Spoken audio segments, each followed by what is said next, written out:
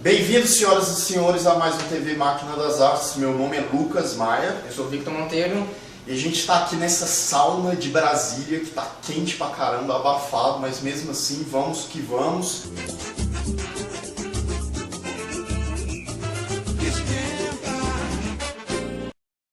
E vamos pra vinhetinha aí, roda aí.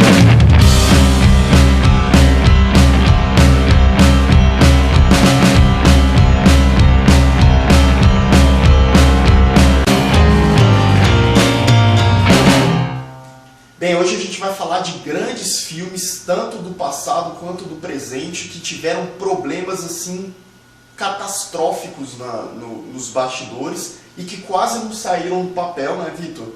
Que foram filmes que alguns deles se tornaram grandes sucessos, né, às vezes até por causa dos próprios problemas, e outros se tornaram fracassos. Por que a gente está falando isso? Porque essa semana lançou 47 Ronins, que é um filme de samurai, de mitologia oriental, que é estrelado pelo Keanu Reeves, né, o Neo do Matrix. E esse filme foi um filme que teve muito estrago ali nos bastidores, né? O filme inicialmente era para ter, acho que o orçamento dele era 100 milhões de dólares. 170, né? E foi para 200 e pouco, né? 225. 225, ou seja, 55 milhões de dólares a mais. Teve problema com o diretor e tal. O filme era para ter saído antes, saiu depois. O filme era para ter saído em novembro de 2012. Pois é, foi sair esse ano, 2013. Lá fora foi em 2013, né? Foi, dezembro de 2013, mas ele era para ter lançado já em novembro de 2012, mas o produtor, os produtores e o diretor, né, que é novato, é estreante, eles entraram em uma espécie de convergência, divergência aí, né? Uma espécie de atrito e ele acabou sendo expulso da edição. Eu fiquei... verdade. Tiveram que chamar outros caras, né, pra... Ou seja, o diretor do filme não participou do processo de edição. Na pós-produção todinha ele não participou. Isso é grave, né? Porque o cara que está coordenando tudo ali não participar da edição. Então, pegando o gancho desse filme que estreou aqui no Brasil essa semana, a gente vai lembrar de outras grandes produções, clássicos absolutos, que tiveram problemas assim absurdos, tanto com elenco, diretor, orçamento, mas que de alguma forma a maioria deles se tornaram grandes sucessos depois. Então, o primeiro filme aqui, né, é o Apocalipse Now. Apocalipse Now. É um sucesso que melhor dramatiza aí qualquer que é do Coppola, guerra. né? Exatamente. Um clássico do Coppola. Né? Para começar aqui, os problemas já começam com, né, um dos melhores atores da geração, né, de 1900 aí, que é o Marlon Brando. Marlon Brando, né? Que é o grande e poderoso chefão. Exatamente, é o Vito Corleone. Vito Corleone, né? Que é um clássico absoluto. Claro, só que aqui o que acontece, meu irmão? O bicho, ele tava gordo naquela época. Muito gordo. Muito gordo, sempre chegava bêbado, né, e sempre ameaçava abandonar o filme. E um detalhe também, que o Marlon Brando na época ele pediu $1 milhão adiantado pro Coppola, né? Ou seja, o Marlon Brando depois da ascensão dele, quando ele estava mais velho, ele teve muito problema de álcool e o cara estava gordo, com várias dívidas. E foi mais ou menos nessa época do Apocalipse Now, e o cara foi contratado para o filme e ele pediu $1 milhão adiantado para o Coppola. O Coppola deu $1 milhão para o cara, e mesmo depois de ter dado, o Marlon Brando ainda estava ameaçando não participar do filme. Né? Então teve muita treta em relação ao Marlon Brando. Por isso que ele aparece pouco, né, e sempre na escuridão no filme. Também, né, o ator lá, o Martin Sheen, teve um ataque cardíaco nas imagens. O pai do Charlie Sheen teve um ataque cardíaco durante as filmagens. Exatamente. Aí demorou aí, né, para ele se recuperar aí umas semanas aí, né, e atrasou também as filmagens. 6 ou 7 semanas de recuperação. E sem contar também que teve uma tempestade, né, nas Filipinas. Que destruiu tudo, fez uma bagunça. O Coppola teve que tirar $milhões do próprio bolso para reconstruir tudo. Ou seja, foi um verdadeiro apocalipse. E o Coppola, inclusive, com tantos problemas, ameaçou se matar, né? Foi? Ameaçou se matar. Teve uma coisa dessa mesmo. Só que, né, com todos esses problemas, o filme acabou, né, virando um clássico. E tem inclusive o documentário, né, o Apocalipse de um Cineasta, feito pela esposa do Coppola. Exatamente. Aqui o segundo filme, né, pra mim é um dos melhores suspensos já feitos, que é o Tubarão. Tubarão, Steven clássico Spielberg do aí. Spielberg, né? Melhor filme do Spielberg. 1975. Exato, né? E o filme já começou desacreditado, né? Porque era um orçamento baixo e um diretor O estreante. Spielberg era estreante É. na época, né? Ninguém acreditava muito no cara. Já começou assim, desacreditado. Só que o Tubarão também era mecânico, sempre dava problema, né? Mas por que dava problema? Porque ele sempre estava na água. Inclusive ele já prendeu, nas filmagens ele prendeu, né, nos bastidores ele prendeu o George Lucas, né, na boca do tubarão. Né? Exatamente. E aí você pensa, há 40 anos, mais de 40 anos atrás, eles não tinham tecnologia nenhuma para fazer CGI, o tubarão, coisa assim. Então eles pegavam uma criatura feita de ferro, né, completamente arcaica na época, e colocavam no mar e dava problema toda hora. Toda hora tinha. Toda a filmagem que eles iam fazer com o tubarão dava problema. Isso até foi bom, né? Porque ajudou a manter aquele clima de suspense, porque o tubarão só vai aparecer lá pelos 40 e tantos minutos do filme. Exatamente. Né? E eles fizeram um documentário também, né? Por causa do... Como que é o nome do documentário? O tubarão não está funcionando. O tubarão não está funcionando, porque era a frase mais ouvida nos bastidores, era o tubarão não está funcionando, o tubarão não está funcionando. Aí eles fizeram um documentário também e batizaram com essa frase icônica aí dos bastidores. O orçamento também estourou, né? Como em qualquer problema desses filmes assim, né? O orçamento sempre estoura, né? Era 4 milhões, foi para 9 milhões. Né? Só que desses 9 milhões, o filme arrecadou 470. Ou seja, foi um sucesso absoluto, né? Teve umas continuações depois, né? Sem o Spielberg, mas tiveram outras continuações. Mas esses 470 milhões de dólares arrecadados, na época foi a maior arrecadação que Hollywood já tinha feito. Né? O Tubarão já foi o Avatar daquela época. Né? Hoje o filme que mais arrecadou foi o Avatar do Cameron, do James Cameron, e naquela época foi o Tubarão do Spielberg. Exatamente. Terceiro filme, né, um dos maiores clássicos aí de super-herói, o Superman. Superman 1 e 2, né? Que eles foram mais ou menos filmados simultaneamente. Exatamente. O Christopher Reeve. Para começar o roteiro, né, o roteiro nunca estava bom, né, o Richard Donner queria fazer uma coisa, os produtores queriam fazer outra. O Richard Donner é o diretor do filme, né? Ele queria fazer uma coisa, os produtores queriam fazer outra, só que então já começou aí já, né? Esse conflito é o pior, né? Quando você tem um conflito entre os produtores e o diretor. Os produtores não deixam o diretor ter a trabalhar artística exatamente, dele. porque o diretor é o cara, é o maestro, né? É a mesma coisa de você limitar o maestro ali regendo a orquestra, como é que é? Uhum. Né? A ideia, né, como você disse, era filmar os dois filmes juntos. Uhum. Só que aí eles começaram a fazer os dois filmes juntos, só que aí o Richard Donner, ele largou o filme, velho. Largou o filme na metade. 75% do filme já pronto, ele largou. Inclusive o Gene Hackman também saiu porque por causa... o diretor também saiu. Exatamente. Mas assim, o filme custou 110 milhões de dólares, mas arrecadou 420, velho. 420. Então, muito mais, né? Muito mais. Foi um sucesso. Aí o 1 e o 2 são filmes excelentes, mas o 3 e o 4 são trash, caramba. O 1 e o 2, apesar de ter tido todos esses problemas, mas tinham pessoas muito competentes na época, né? Roteiristas e tal.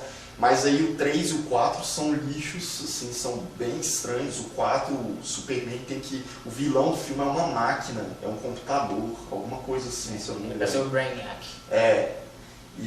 Mas trash total. Aí o quarto filme é o Guerra Mundial Z. Que é um filme recente, exatamente, do Brad Pitt.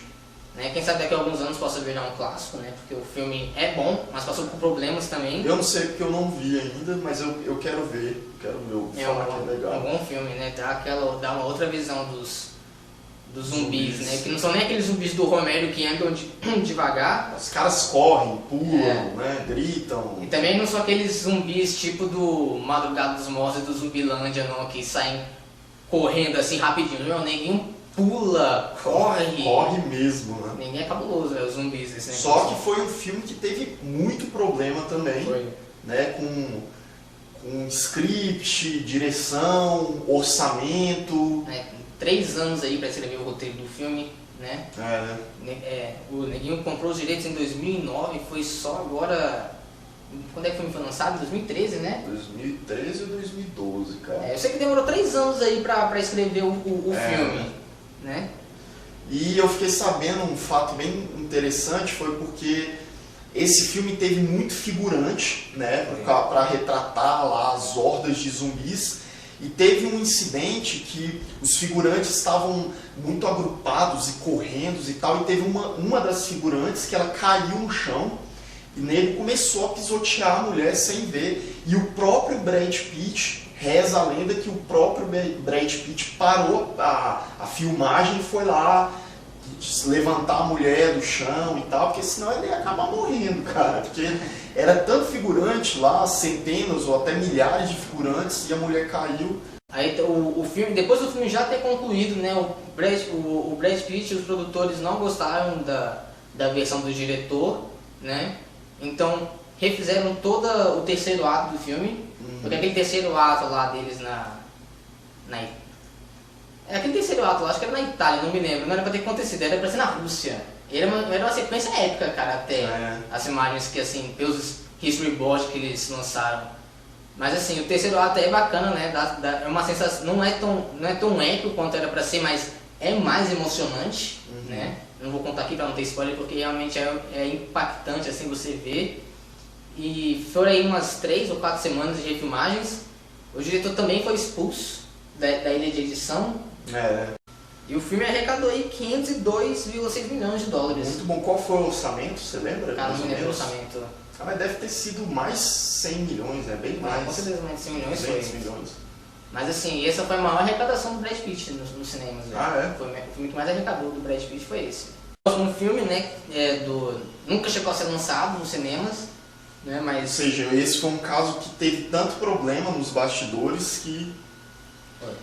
É do Terry Gilliam, né, o conhecido pé frio aí, né, o azarento de Hollywood. Terry Gilliam do Monty Python, né? Exatamente. Sempre dá problema, né, os filmes dele, no Brasil, o filme, o Imaginário do Dr. Parnassus. Que foi o filme enquanto o Heath Ledger filmava, né, não durante as filmagens, mas foi naquela época que o Heath Ledger, o Coringa do The Dark Knight, morreu, né? Faleceu, infelizmente. Aí tiveram que fazer uma adaptação lá, pegaram o Johnny Depp, o Jude Law, o Colin Farrell, pra tentar encaixar ali no contexto. Tem que mudar totalmente a história, né, do Dr. Parnassus.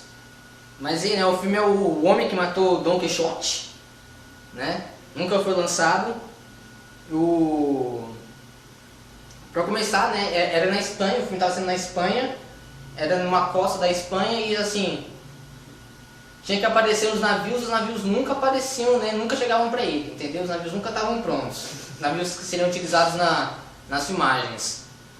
A segunda coisa é que mesmo aviões da Força Aérea Espanhola sempre estragavam as filmagens, porque sempre passavam, eles estavam justamente filmando. Nossa.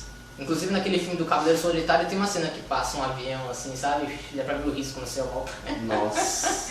Tipo um faroeste, um épico aparecendo uma coisa assim, né? E não dá. Quebra de Volta para o Futuro, né? Tipo isso, velho. Mesmo tempestades e enchentes sempre, né, eram constantes, sempre destruíam os equipamentos do filme. Como sempre em qualquer filme que tem problema, o orçamento estourou.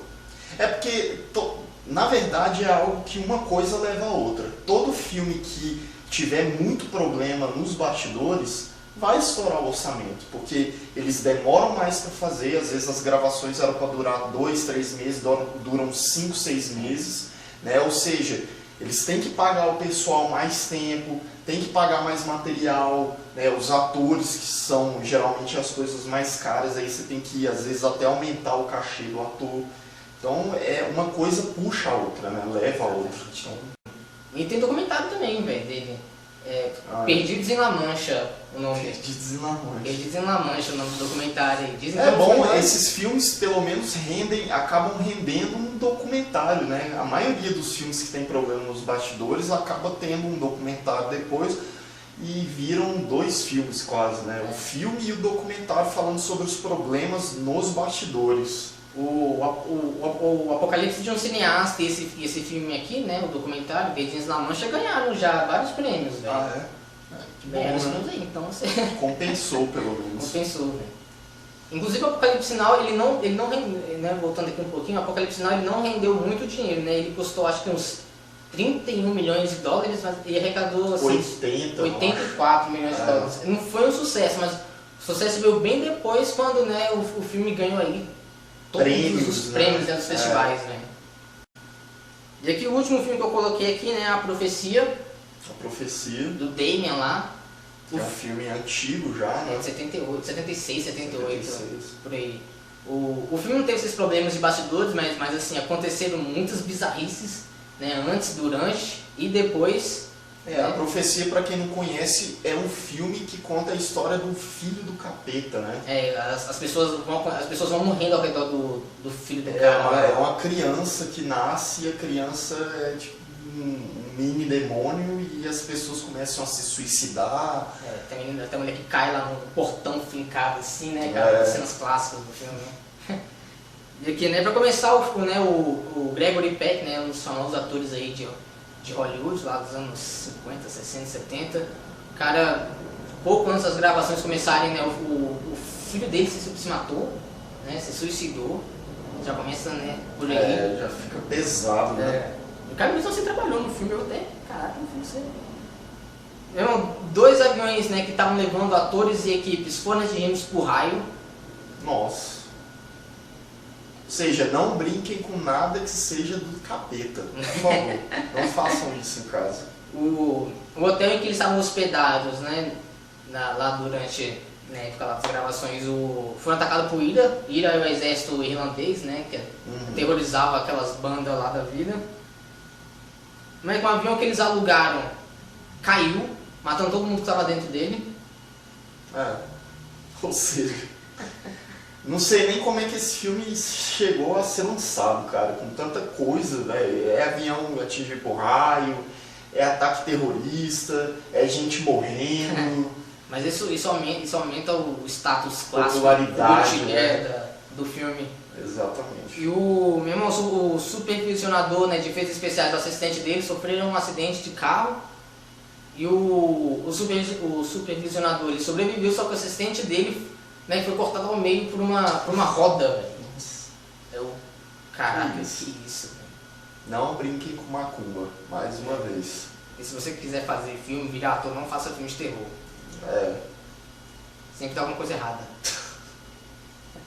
Bem, agora a gente vai falar sobre um jogo clássico, épico. É um momento nostálgico aqui do TV Máquina das Artes. Se tiver qualquer semelhança com outro canal aí pela internet, é mera coincidência, tá? Mas é um momentinho nostálgico nosso. E esse jogo foi uma dica de um grande amigo meu que me mandou essa dica pra gente falar sobre esse jogo, que é o Rani Lohan, de Goiânia. Um beijão aí pra você, ó, no seu coração, que casou, eu não consegui no casamento dele, então acho que pra retribuir eu tô falando sobre o jogo que ele mandou, mas é isso aí, foi um jogo que marcou muito a minha adolescência, a adolescência do Rani também, que é o Resident Evil 4, que pra mim é o melhor Resident Evil da saga. É o melhor, cara. Velho, foi um estouro na época, porque foi o primeiro Resident Evil que quebrou aquele parâmetro que a série tinha, né, antigamente, que era o Resident Evil 1, o 2, o 3, que era em 2D ali, em cenários mais fechados e tal. Resident Evil 4 foi lançado em 2005 pela Capcom e o primeiro console que recebeu o jogo foi o GameCube, né? Quase um ano depois, no final de 2005, o game foi lançado para PlayStation 2. E o game vai ser lançado agora para PC em uma versão Ultimate HD. Name's Leon. Came here looking for this girl.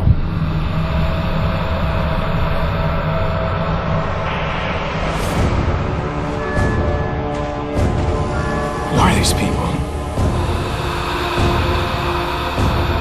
¡Se freeze! Vayan por detrás. What are we gonna do, Leon?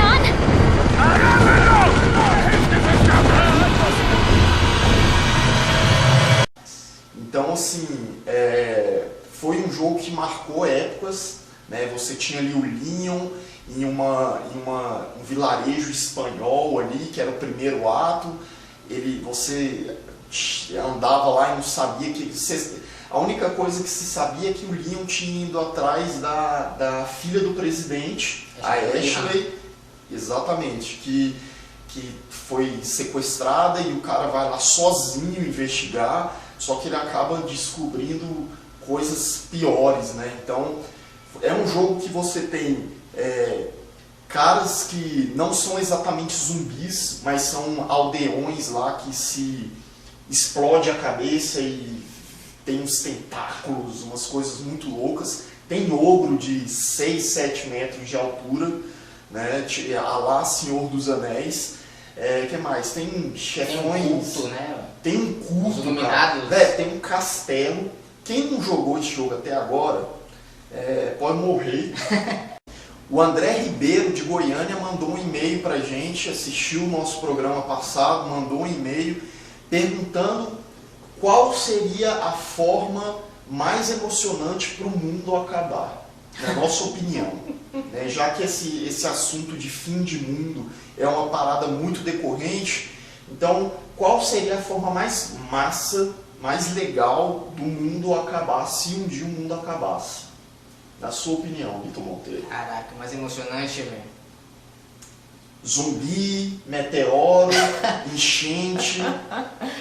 Cara, eu acho que meteoro seria muito rápido, né? Não teria sobreviventes aí. Enchente também eu acho que não teria sobreviventes, né? Que a água ia carregar tudo. Eu sei que parece assustador, mas na minha opinião eu acho que seria zumbis, velho.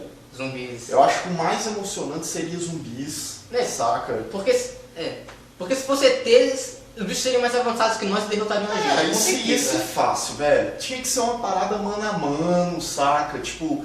Claro que para ter uma força de zumbi, eu acho que a maioria do planeta já teria que ser destruída, né? Não, com certeza. Mas eu acho que seria a maneira mais emocionante, sabe? Você construir uma... viagem demais, mas você construir uma fortaleza, arrumar umas pessoas para ficar do seu lado, coletar arma, nossa, viagem demais. Esse apocalipse zumbi dá muita, né, margem assim, de sobrevivência, né? Porque os ETs não dariam margem. Como é que rebelião das máquinas, né? Tipo Exterminador do Futuro ia acabar com a gente. Tinha que ser uma coisa mais coerente, né? Uma parada que desse pra gente enfrentar. Então, não adianta ser uma coisa super desenvolvida.